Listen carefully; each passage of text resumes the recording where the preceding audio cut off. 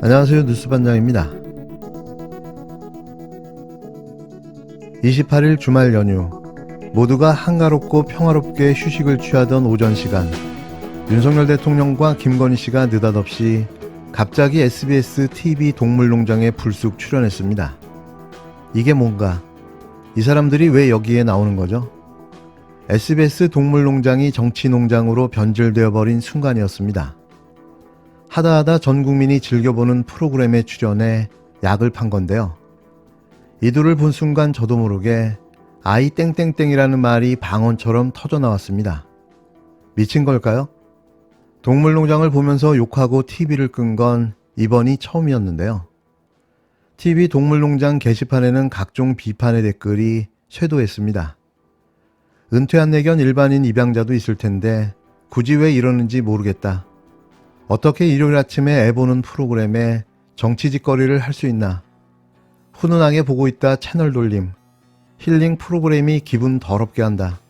휴일 아침 먹고 80년대 방송도 아니고 경카 다음이 파양에 관한 내용이라니 다분히 의도적이라는 글들이 줄을 이었습니다. SBS 시옷 비옵 시옷은 무슨 짓을 벌인 걸까요? 공영방송이 지켜야 할 정치적 중립이 뭔지도 모르는 걸까요? 대놓고 윤 대통령 내외 홍보를 해주는 파렴치하고 뻔뻔한 방송국. 중계 있으니 뭔가 받게 되겠죠. 평화로운 휴일 오전, 동물농장에 출연한 진짜 동물 둘을 보고야 말았습니다. 자, 그때 낯익은 자. 목소리와 함께 밖으로 나오는 이분. 같이 가자. 이리 와. 말이. 잠시만요. 되게 낯익은. 어머나! 이분은 윤석열 대통령이시잖아요. 들어와. 세롬이가 반갑게 달려본 곳엔 김건희 여사까지. 우와, 그러면 세롬이의 새 가족이 이 두 분인 거예요? 아, 그러고 보니 이곳은 대통령 내외가 살고 있는 대통령 관저네요. 안녕하세요. 샤롬이 아빠, 그리고 우리 마리 써니 아빠, 토리 아빠, 윤석열입니다.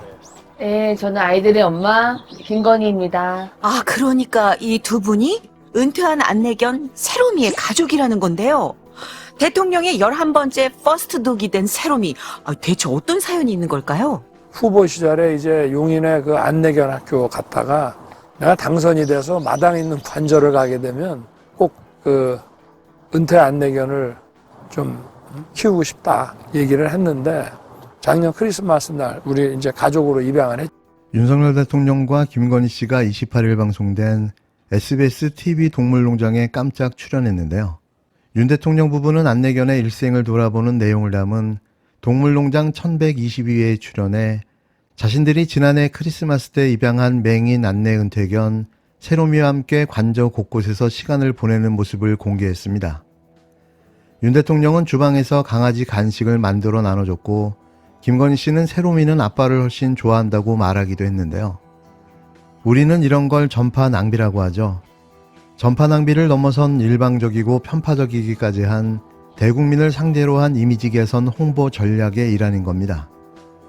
윤 대통령은 특수 업무를 돕는 강아지의 치료비를 국가가 부담하는 정책을 언급하기도 했는데요.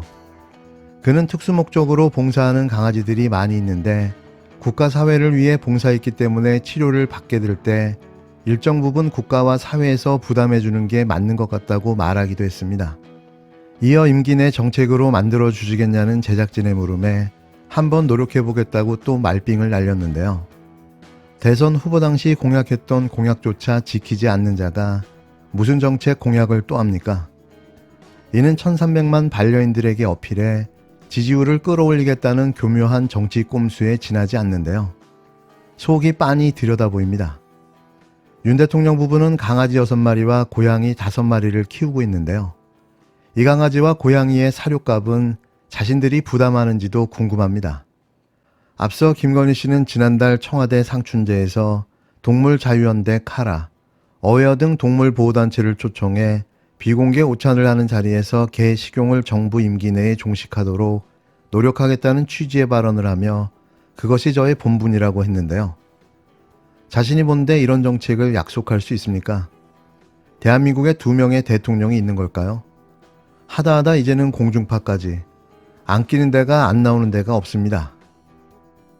향후에도 원안위는 국민의 건강과 안전을 위해서 오염수 방출 계획에 대한 과학기술적 검토를 계속 진행할 계획이고요. 정부에서는 오염수가 과학적이고 객관적인 관점에서 안전하고 국제 기준에 부합하는 방식으로 처분되도록 엄정히 대응해 나갈 계획입니다. 우리 처장님, 네. 후쿠시마 오염수라고 지금 계속 말씀하셨죠? 네. 후쿠시마 오염수 처리수는 잘못된 용어죠? 예. 정부 내에서는 오염수라고 계속 불러왔고요. 용어 네. 변경 검토한 적이 없습니다. 후쿠시마 오염수 마셔도 건강에 아무 이상이 없습니까?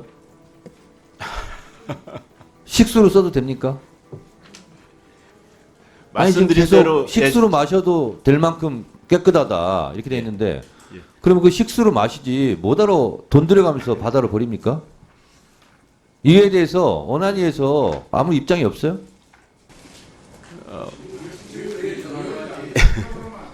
그거 잠잡고 있어요. 잠깐만요. 권성동 의원이 참석하시니까 잠깐만 조용히 있으세요. 권성동 의원이 참석하시니까 시끄러워지네. 그 위원장 발언권 얻고 얘기하세요. 잠깐만 드릴게요. 임승철 사무처장님. 네. 한쪽에서는 네. 후쿠시마 오염수가 네. 마셔도 될 만큼 깨끗하다. 식수로 사용해도 된다. 네. 이렇게 선동하는 세력이 있어요. 그럼 그건 아니다. 예. 이렇게 왜 말 못합니까? 그렇게 깨끗하면 수이수 생수처럼 깨끗하면 후쿠시마표 오염 생수 이렇게 수출해도 되잖아요. 일본이. 왜 돈 들여가지고 바다로 버립니까? 그 아까운 자원을?